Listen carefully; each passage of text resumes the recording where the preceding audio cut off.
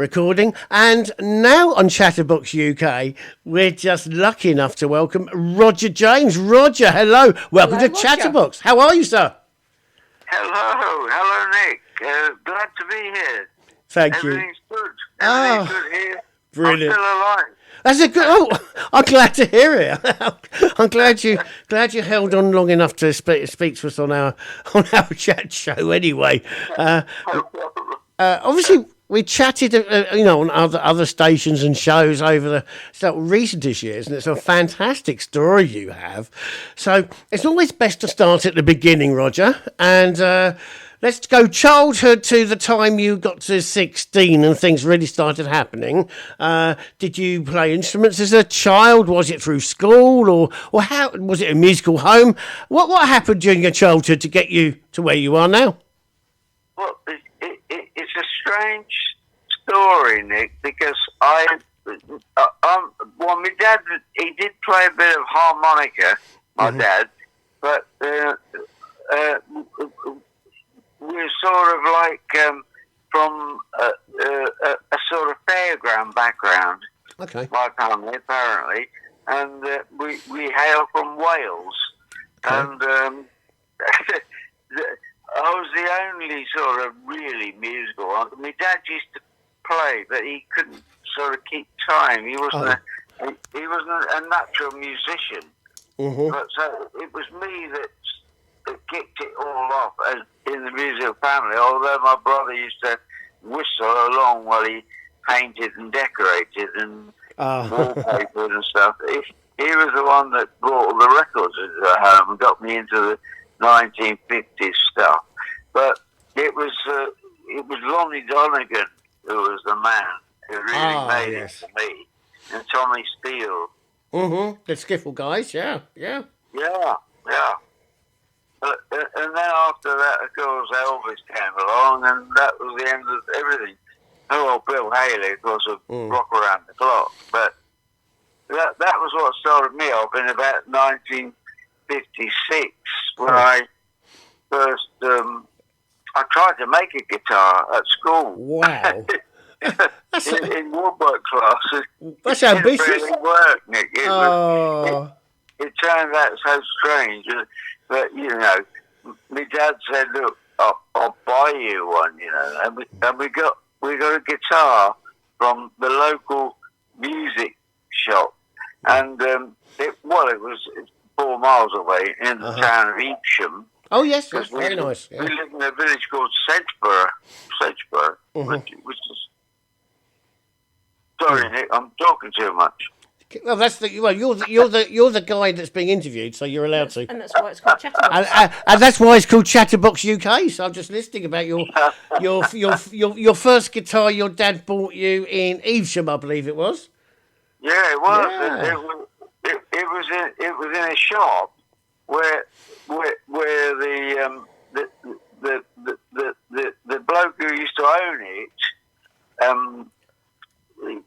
his son became a drummer, and believe it or not, in the little town of Evesham, which is about 14,000 less even people, out of that town sprung about 8 bands.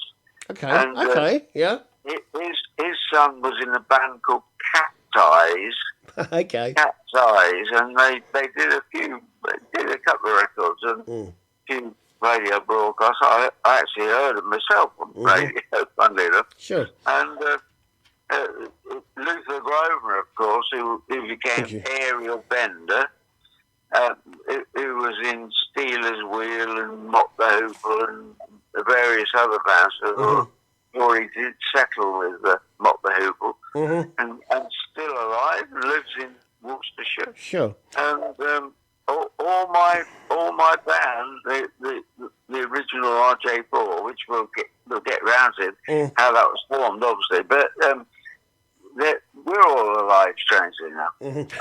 Right. Need to get you now. We got you leaving school. Yeah. We get you leaving Oh, school, and now I think things were starting to happen in Hamburg. And my understanding is before the Roger James 4, you were Robin Hood and his merry men, and you had to get permission from your father before you could go out to Germany to support all these bands like the Beatles and Freddie and the Dreamers and stuff, Jerry and the Pacemakers, sorry. And you had to get permission because of your age, I believe.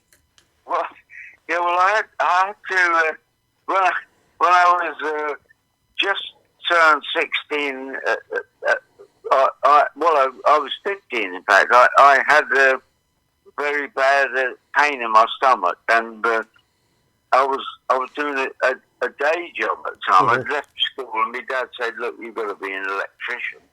And I said, "Okay," because, you know, whatever your dad said, you know, you've got to be a tradesman, we're all tradesmen. So, okay, I'll be an electrician. So I went to be an electrician, didn't like it, and purposely sort of got the sack by playing at the local cinema on a Saturday morning in the skiffle group with the Sedgbury Demons. Oh, was that Evesham? That was the Regal then, wasn't it? Yeah, it was the Regal. It's still open, isn't it? I think it's still open. The Regal opened up after about 37 years of being closed. And it's now a thriving business, yeah. Yeah, I heard it was open and still one screen, I think, and yeah, really nice, yeah. So I think some bloke from London went down there and sorted it out, and it was really excellent. We went in and had a look around, and they showed us all around. And it's very much like the Rex in Berkhamsted. Oh, I remember that. Yeah. Very, very nice indeed. Yeah. Now, but it was derelict for many, many years. I knew the owner. Well, he used to write to me when I went away from Evesham to be a professional. Now, I believe we missed a little bit, and I can't remember the guy, and he is famous as well. The Fortunes manager and that. Now, you were under his wing, Reg Calvert. Yes, indeed, and he also owned a pirate radio station, Radio City, I think was his, wasn't it? He did Radio Such. Yes, Radio Such. Radio Such, and I can't remember what it became in the end. Became City, and then of course there was that awful shooting where Reg Calvert was lost his life by that awful Colonel Oliver Smedley or whatever his name was. That was him, yeah. Yeah. And he got away with it. He said that Reg came into his house shouting around. But the strangest thing was that about a week before that, I'd met up with my ex-duo partner, Tony Clark. He was like the fifth member of the Moody Blues, and he owned Threshold Records and all that in the end. But when we first met, he was like down and out playing the double bass, and I stayed up all night with him for about a week, teaching him how to play the bass guitar, because you can fake it on the double bass. You just go boom, boom, boom, boom. Nobody knows what it is. Sure. So he learned the bass guitar, and Reg said, "Look, we'll form a duo." We used to do songs like "A Little Bitty Tear Let Me Down," all those sort of things. And if I see you then somebody, you know. My Funny Way of Laughing, they were all Burl Ives songs. And, okay, yeah. But and we did a couple of Everly Brothers, obviously, and Dream, and a couple of others. But he was, like I say, Tony Clark and Rog, and Reg called us Rog, and Tone. Rog and Tone, that was it. Rog and Tone, not Rog and Tony, Rog and Tone. And if you see some of the old billboards that Reg used to put up, that's another story. We used to put up billboards in the middle of the night over top of Bob Potter's, and Bob Potter's would come along and put billboards, stick them over top of the house. Any old shop that was out or whatever, Okay. He would stick them on in the middle of the night. Oh, well. That was Reggie's way. You know, he lovable, not That, likable, a lovable rogue. yes, it wasn't just, he had some quite good names as well. So you've been Oh, taken yeah. on as a youngster. So that was actually quite a big step, wasn't it? The Fortunes, Pinkerton's Assaulted Colours had a number of sizable hits here in the UK.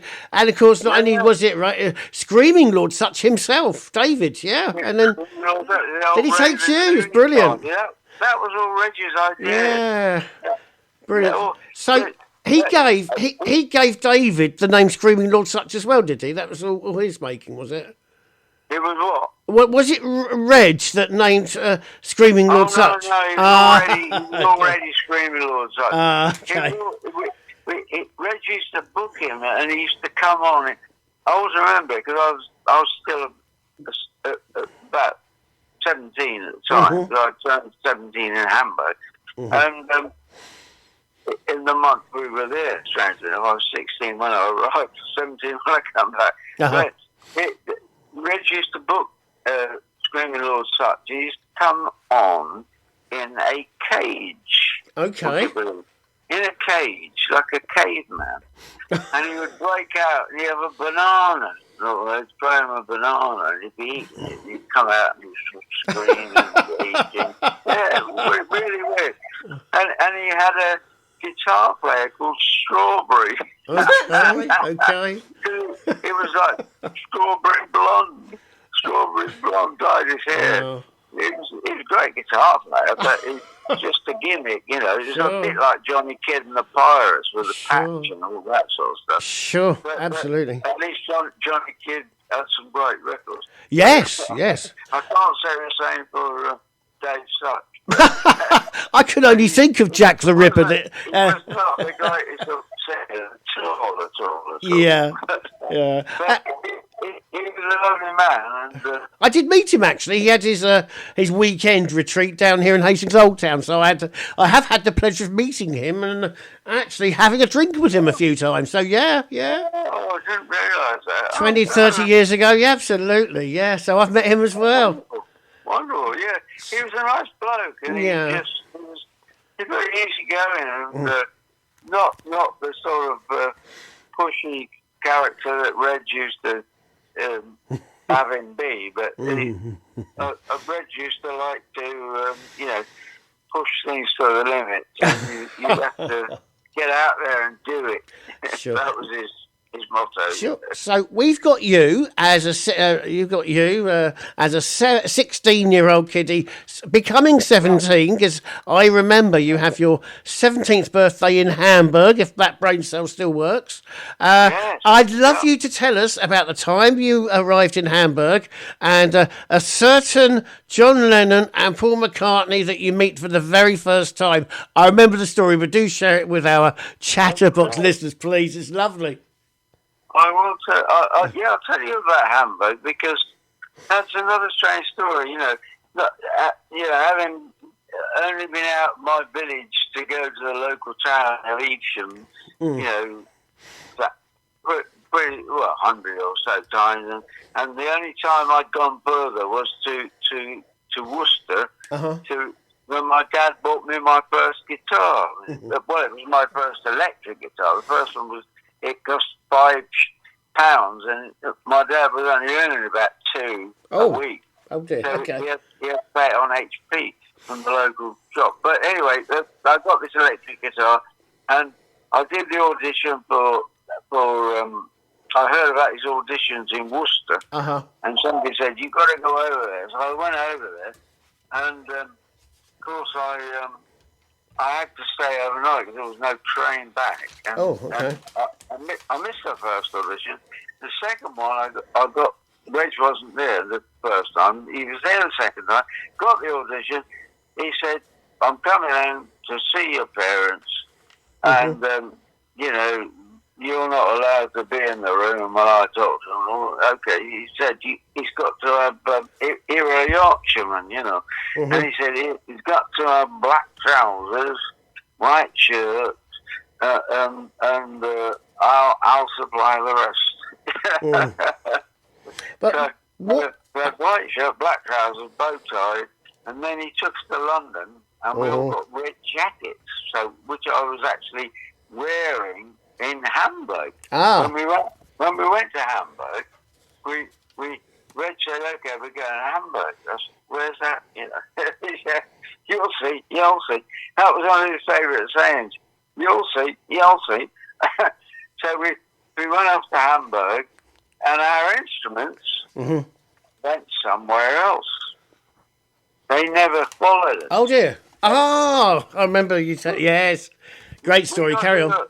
I think it was the Hook of Holland we got to, Uh-huh. and then from Southampton, because I was based in Southampton when I left my town of Evesham on the old steam train to go to Southampton, and then Red said we're going to Hamburg, but we've got to get a boat. Oh God, and get a boat over to I think the Hook of Holland, then from there we went to Hamburg.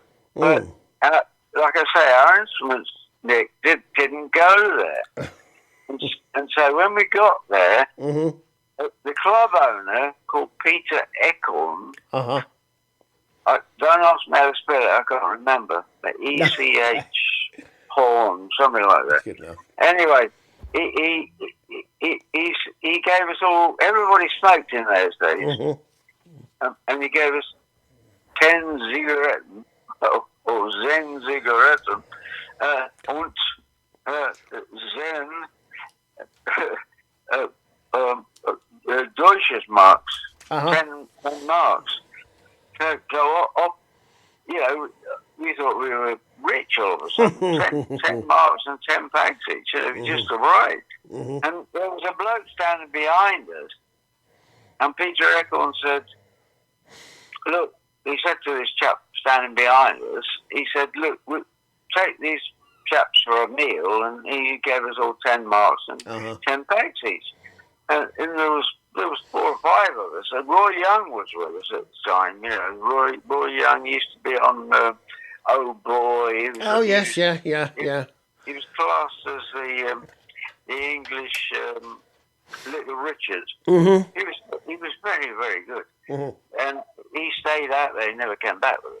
But anyway, long story short, Roy was there. Glenn Dale was there, who was actually in the Fortunes, and Roy and Glenn and me were sort of like featured singers, and the band was called Robbie Hood and his Merry Men. Sure. Yeah. Anyway, I got that, Roger. Now we got you in Hamburg. No instruments, and you meet John and Paul for the first time. How did that conversation go? Because I think John Lennon was shouting to Paul, and Paul asks who it was, and tell us that first brilliant story. How the meet up with the Beatles was quite strange, because I only really met Paul at that precise moment, because the bloke standing behind us when Mr. Eckhorn, as we called him, Peter Eckhorn, said, take these lads for a bite to eat.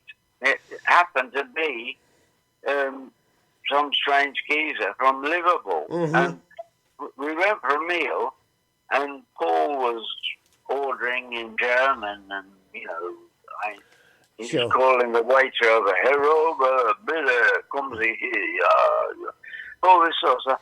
And ordering all this stuff in German, so we were very impressed. We had no idea who he was, but no one said he was a musician or anything. He didn't even tell us. But then we ate our meal, and we went back to the club, which was the top 10 club on the Reeperbahn in Hamburg, where it all happened. And, we didn't know that at the time, but we did by the time we left. And as we walked into the club, this chap leant over the rails, which we later learnt to know was where we were going to sleep. It was about, I don't know, two floors up, and this chap leaning over the rails, and he shouted down, he said, "Who is it, Paul?" So we didn't know who Paul was. And so, "Who is it, Paul?" And Paul shouted back, "Oh, it's only bloody Robbie Hood and the Merry Men, John."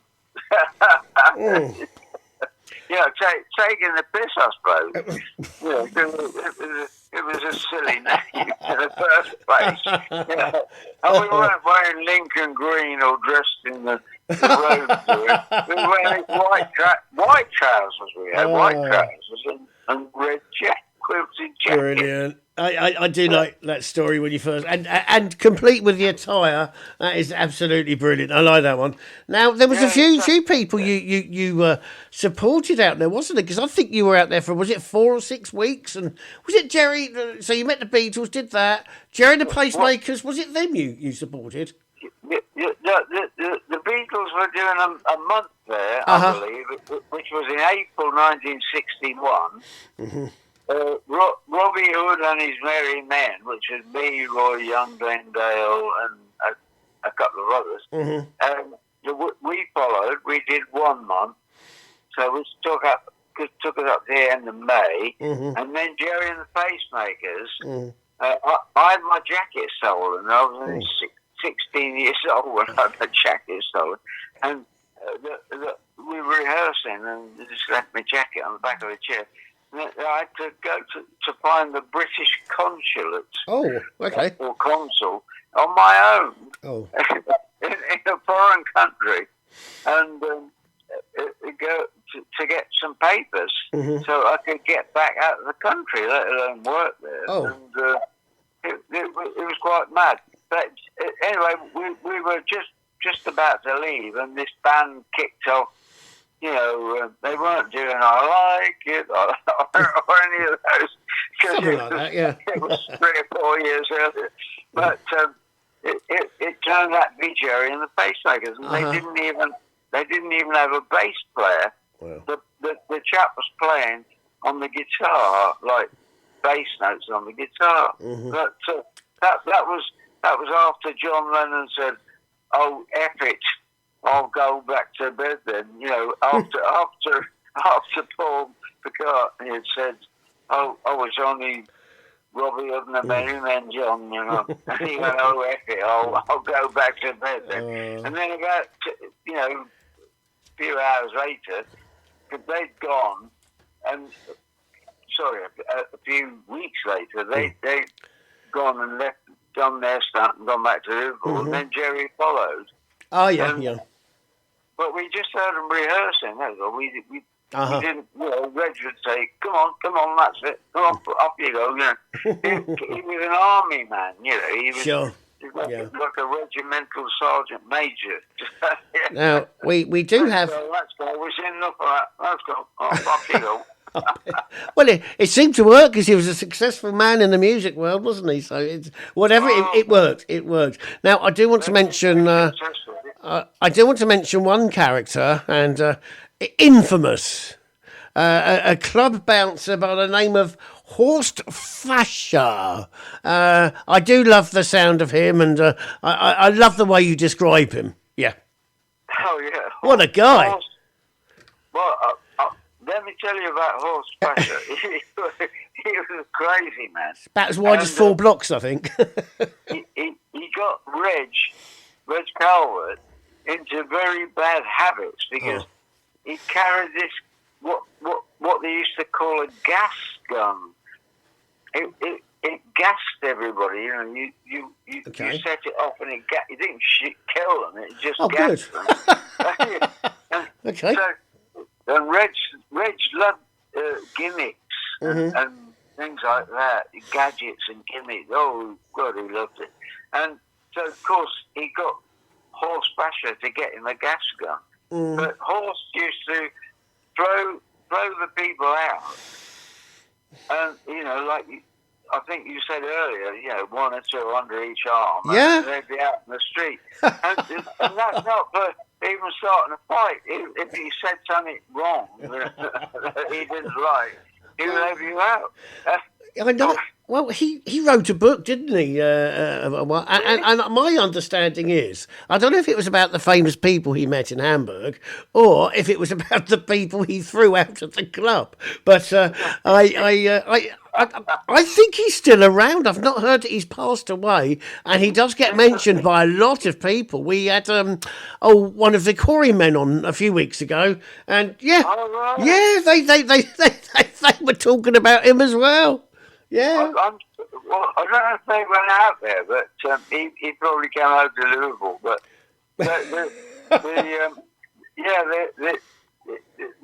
he was such a character. He'd be in his I'm 77 now, so Sunset Trip. But for those who remember those old programs on American TV, but Horst was, I suppose, about 10 years older than me, or 7 or 8 at least. So he'd be in his 80s. Sure. Mid-80s, I would have thought. And he wrote this book, but I didn't buy it. But I thought, first of all, it'd be probably written in German. Yeah. You'd probably get an English translation. But I thought, well, I've been there and seen him doing most of his stuff. I would be sitting there some nights on my on my break. Because we used to play for 8 hours a night. Wow. Okay. 8 hours. We started about 8 o'clock and we finished at 4 o'clock in the morning, something like that. Yeah. And then we would go to the flea market in the morning, and then we go to the Seaman's Mission, where we could get an English breakfast because you couldn't get any English stuff over there. Sure. And English cigarettes as well. Okay. Because I don't know if you've ever smoked, but I used to, yeah. I think we all did. And then when you smoked English cigarettes in Germany, they tasted weird. But when you smoked German cigarettes in Germany, they tasted all right. So we used to smoke German cigarettes. Cool. It was very strange. But a lot of the time, when I was on my break, I remember sitting down with Astrid and Stuart Sutcliffe and Tony Sheridan. Wow, that's interesting. I would go off, and Tony Sheridan would pick up my guitar and play.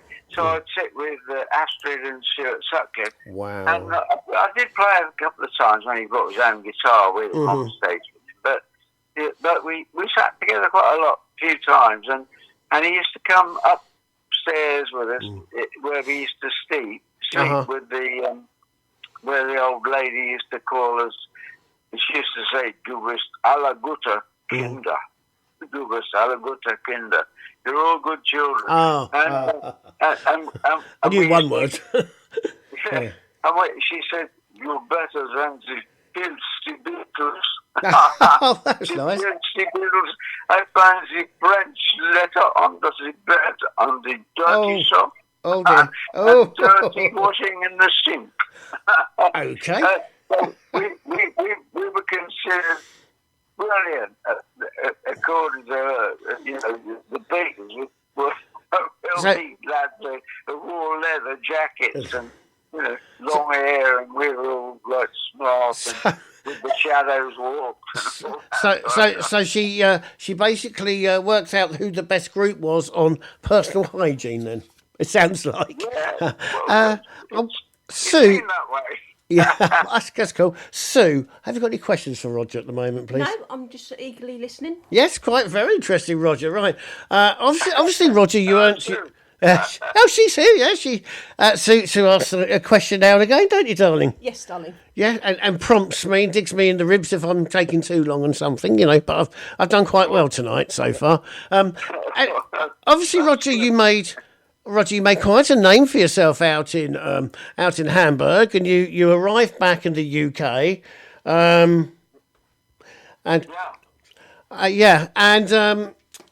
you carried on. I think you came out then became like the Roger James Ford during the 60s. Of course, we had that problem, didn't we? Where oh dear, where Reg of course got murdered by Smedley. Yeah. Very sad. There's a story there as well, because when I told you before that I was in a duo with Tony Clark, who was the silent fifth member of the Moody Blues. Well, Tony had always wanted to be a record producer. Sure. So singing with me was like he didn't really like it, you know. He hated it. He hated it. And all the rehearsing, I made him stay up all night, like I said, for weeks and weeks on end, learning the bass notes and singing the harmony. And so anyway, eventually, I met him after I'd left Reg in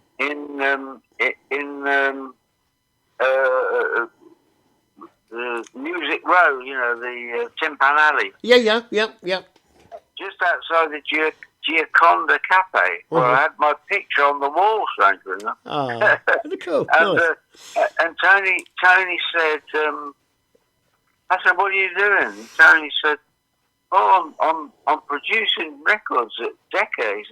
He said, I just produced one with Glenn. You know? I said, oh yeah. He said it's called Caroline. I said, oh yeah.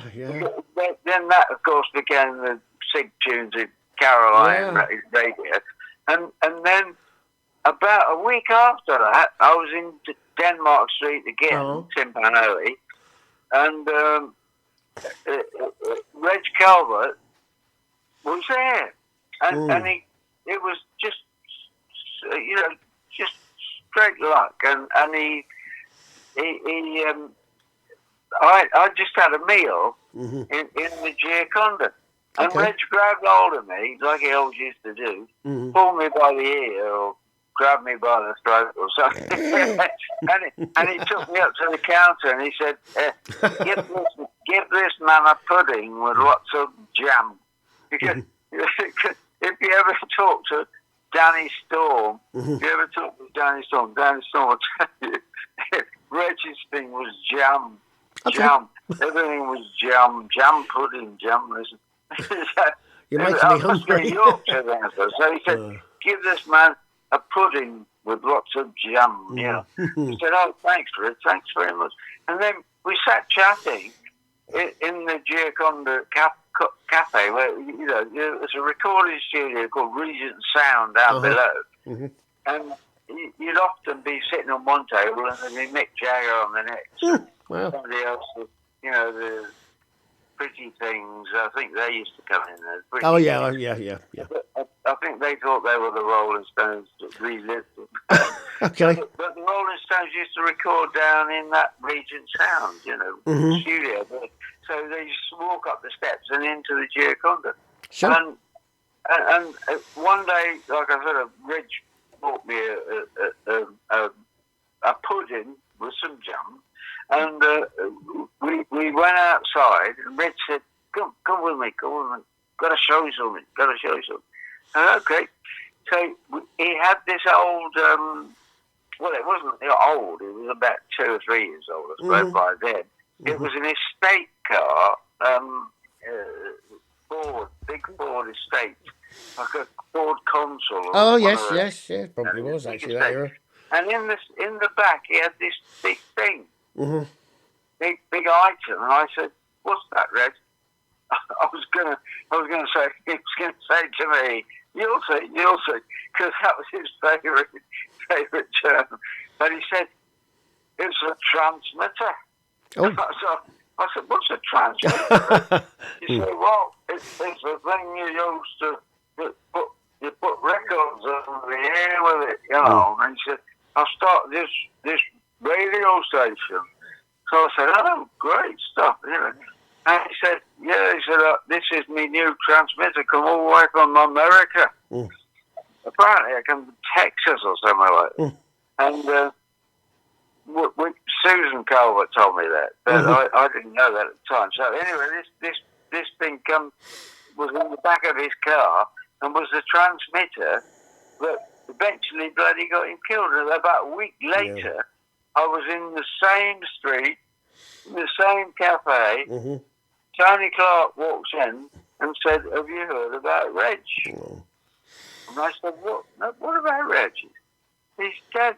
I said, "Oh, I couldn't believe it. It's just because Reg was like a second father. He housed us. He drove us to the gigs. He fed us. He looked after us. He was like more than my father, I suppose, Sure. for a couple of years. And we were very close. So it was a hell of a shock." Yeah, of course, and Smedley. It was. Did he get away with manslaughter? And was it a month? It was some ridiculous amount of time or suspended sentence. It was absolutely ridiculous. And of course, what happened as a result of Smedley shooting Reg, that brought on the Marine Offences Act 1967, which of course shut all but one of the pirate ships down. That was all linked to that. Yeah. That brought it on a bit faster, sadly. But the ones... What happened, according to Susan Calvert, if you read her books and stuff, but she told me anyway, because we used to go and stay at her house, in the spare room, and she would tell me and my lady Sue, all about what happened, and she's still very bitter about it. Of course. And so was Dorothy Calvert, his wife, because she was never called as a witness, and the Colonel geezer, ex-colonel or whatever he was, he had this loaded shotgun on the wall, and his gripe was see what happened to get Reg. I can imagine Reg getting incited and getting a little bit uppity, but Reg never even swore, so I can't imagine him getting that bad. That was somebody who wanted to kill him. Sure. But anyway, the boat, the ship that Radio Such and then later Radio City. It's one of those forts, wasn't it? What was broadcast from was boarded by a load of thugs. Yeah, I heard that, yeah. They boarded the boat because apparently Reg had he defaulted on a couple of payments. And he was getting it on HP, hire purchase of finance, as they call it. And he'd missed a couple of the payments. So this colonel guy who was in charge sent the hoods, Gotcha. The crooks to the mafia or whatever you want to call it, the London gangsters to board the ship and shut it down. Yeah, well, I've got a recording, Roger, you won't believe this. I've actually got a recording of Radio City, because it becomes City after such. I've got a recording of exactly what you're talking about, and when the second Radio City got boarded by them. I've actually got a recording of that, so I'm going to throw that in this bit of the interview. Right. Yeah. God, I must hear that. I'd love to hear it. Yeah. Yeah, well, when Reg, who was listening at the time, on shore, because they used to have to go, it was offshore, wasn't it? Yes. To climb up the outside of boats on rope ladders. It was all pretty precarious stuff. But Reg was listening to the station and heard it close down. And apparently Reg got mad and went round to this chap's house. Colonel Smedley, yeah. And when he heard him banging on the door, shouting, he didn't actually get the gun down at the time off the wall. It was a hunting rifle or something. He told his neighbour next door to get him an alibi and said, "Look, I got a bloke knocking on my door trying to kill me, and he wants to, break in and he's going to kill me.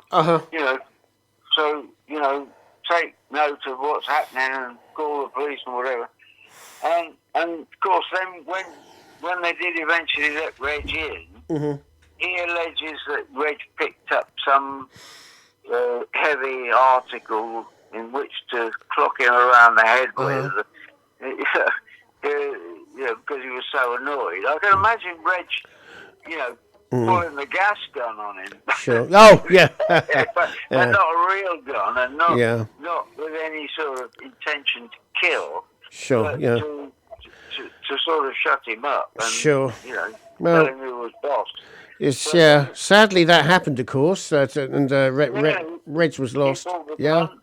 And the rest is history. But, sadly, yes, it changed the music world totally. By means of bringing on that axe that shut down the pirate radio stations on August the 14th, 1967. It was, but you did rather well though, Roger, because you started getting a great deal of airplay on Radio Caroline, and of course that's the one that stayed open despite all the odds. And you did rather well on there, I believe.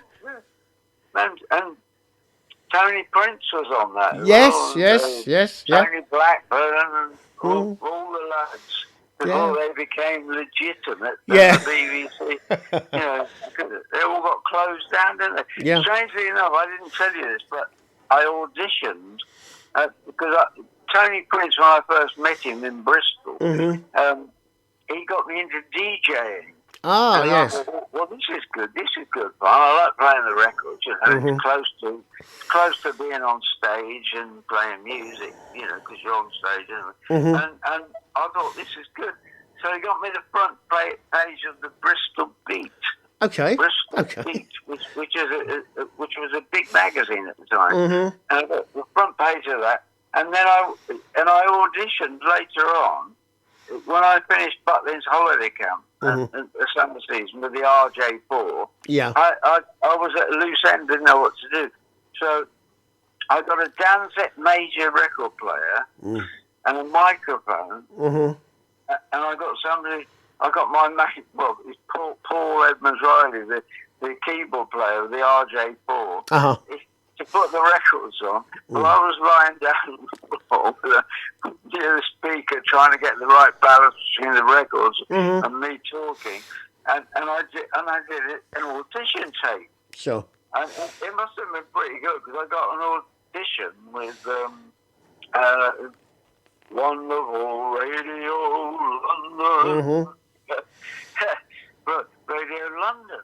So, and I got this audition. Of course, I'd never done any radio before, and the chap said to me, he said, look at the clock, and when it comes up to like 10 past, tell them what time it is, and 20 past, tell them again, and then, that was all right. I was like, it's 10 past, I'm on Radio London, it's doing pretty good, and then he said, you've got to read the news. Okay, good. They all had to read the news in those days. So he gave me a sheet, and it was sort of like somebody Wonga, and I couldn't even pronounce the name. So, of course, I didn't get the job, but I almost became a radio DJ. Almost. But of course, am I right in saying that you had a little bit of acting as well? Am I right in saying that you appeared in Z Cars? I was in Z Cars, yeah. Yes. I got a phone call one day. You're a dark horse. You never told me that. Carry on. Sorry, Rod. He said, do you want to be on Z Cars? I said, bloody hell. Well, I knew the series, the big series in the 60s, or late 60s, early 70s. Yeah, definitely went in the 70s as well, yeah. Yeah, and he said to me, do you want to be on it? I said, yeah. He said, it's only a small part. He said, I'm playing drums. He said, you play guitar. And they said to me, just play guitar and then, stop singing and playing and put your guitar down and just walk off. Sure. And of course, I've never done any acting before, so when I saw myself on TV, I was sort of looking around with the camera. It was a bit awkward, But anyway, I did that, but then I was in another film, but that's another story. But it Sure. was when I was reincarnated 3 times with Paul McCartney. Wow. But Okay. this was the final time. You know, when we were at Clifton Hall, when we moved back to it, when we got back to England, Reg said we were driving up this big driveway, and I said, "Where we go, Reg? This is not Southampton." He said, "You'll see." And we got to the end of the drive, and it was a massive, great house, like a mansion. And I said, "Where's this, Reg?" He said, "This is where you live. You know, I own it. I bought it. £6,000. So anyway, we lived there, but I digressed and forgotten where I was.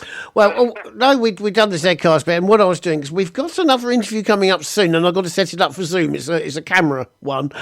So what I'll do, I'll just bring you through, bring the interview through a bit. So, Roger, we're going to take you into the 1970s, and I believe you had an album called, you might have to correct me here, but Cherry Red have it available now. Is it Riding Free? Is that correct? Riding Free, well, the original title was, if you look on Discogs, they've actually got a photo of it. I've got a copy of it somewhere. I'm looking at one here. In one of my sheds, but it's probably rotted away by now. But it was called Mirror. Oh, okay, yeah. The original title was thought up by Mark Wirt. Yes, he passed away a year or so back, sadly, yeah. Yeah, Grocer Jack guy. And yes, Teenage Opera, yes, absolutely. Yeah, and Mike West, yeah. And he wanted to call it Mirror. Uh-huh. But then I met up with, after I'd done the whole album, I met up with a man called Johnny Worth, who written every song that you could ever think of, from "Gonna Put My Finger on You," "Take You an Offer You Can't Refuse," downwards or upwards, was just Adam Page. He wrote all. Cool, nice. Oh yes, I see a little bit of Joe Meek, Les Reed. Les Reed wrote over 1,000 tunes in his own right. Yeah, well, Les Reed said to me, we've already died. He said, because we were trying to get in touch with Johnny Worth, both of us, and he moved up to Newcastle, and I'm still trying to get in touch with him. But he said, I changed my name to Les Van Dyke, he said. Oh, okay. And all sorts of names, so I don't have to pay my ex-wives off. Or my royalties. That's what he said to me. Anyway, Les sent us to this session that, I think it was Pie Records, somewhere in London. Yeah, he was tied up with him for some time, yes, he was. And it was a good studio, and it was great sound. And Johnny Worth said, I've got this bass player. He said, I met him in the pub. He said, I don't know if he's any good. He said, but he tells me he's great, so I put him on the session. So, but he turned out to be okay. He's quite good. Sure. Anyway, the song Johnny Worth wanted me to record, and we recorded on that session. We recorded 3 songs. And the first song was Riding Free. Yep. Which he'd written, co-written with a bloke who lived in Scotland, who actually, I think, wrote the tune to another song that I did, which was in a film called Forever Young. Okay. But that was written by Ray Connolly and this other guy, the same guy. I'm sure it's the same bloke. And he lived in Scotland. And anyway, we recorded that song. Then I recorded Loretta as well. Yep. On the same session. I also recorded a song called Gold, written by John Congus and another South African guy. And these are songs that Johnny had found for me that he thought I'd sound good on. Sure. So that was how the album Wonderful, came yeah. before Riding Free, because they thought it was a better title than Mirrors. Well, they had their reasons, but I do need to cut this a bit short because we got a Zoom interview with the camera in about just over 10 minutes. Now, what I do, Roger, we've been talking an hour. We've done well. What I'm going to say, Roger, is of course this, and it'll be edited so beautifully with all your wonderful songs. What I'm going to say is, of course, Roger James and Riding Free is available on Cherry Red Records, and it's an expanded edition with a deluxe set with a few extra songs on, and it's got all of those tunes from 1973, from Chapter 1 in 1973, and no less than 13 bonus tracks. And a good price. Yes, exactly. And it is Elton John on backing vocals. yes, and It's only £4.99. £4.99. £4.99. Beautiful. What a wonderful present for someone. It used to be $11.99, but now all I'm worth is $4.99. Roger, it's when you end up in one of those little bins at the end of an aisle in Tesco's you need to worry. Till then, you're doing all right. All right. Now, Probably right, Nick. Now you're still very actively performing, and anyone would like to book you or know a bit more about you, they can of course go to RJ4. That's the number 4, rj4.co.uk. You have a wonderful YouTube channel called the Roger James Reflective, and I do apologise to future viewers that there is some radio shows with me on, isn't there, on there, about 3 or 4. Yeah, So I apologise in advance. My IT man. Oh, Paul, yeah. A lovely man. He got it all together. So we have to take our hat off to Paul Sparry. Yeah, and I'll be getting this to him as well once I've edited it down and put the songs in. Roger, Roger, it's been fascinating, but sadly I do. Roger, I could talk to you for about 2 days non-stop. You know that, don't you? Roger, it's been. Have you got anything to ask, Roger? No. Oh yes. Yes, Roger, sir. have you done an autobiography? Oh, yes. Not yet, Sue. In 2006. I started off and I wrote a paragraph, and then I sort of, I don't know what happened, but I just sort of,